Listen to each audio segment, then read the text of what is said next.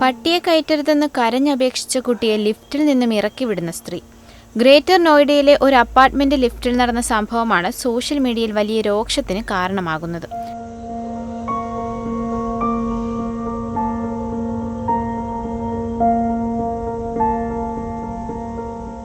ലിഫ്റ്റിൽ പട്ടികളെ കയറ്റുന്നതുമായി ബന്ധപ്പെട്ടുണ്ടായ പ്രശ്നത്തിന്റെ CCTV ദൃശ്യങ്ങളാണിത്.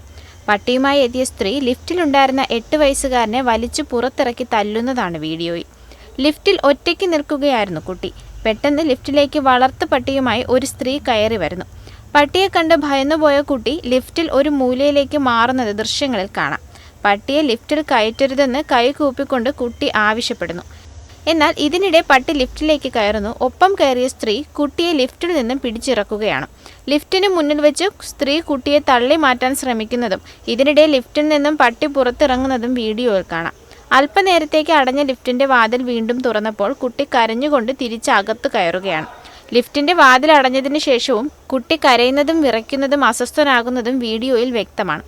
വീഡിയോ വൈറലായതിനു പിന്നാലെ സംഭവത്തിൽ കേസെടുത്ത പോലീസ് അന്വേഷണം ആരംഭിച്ചു.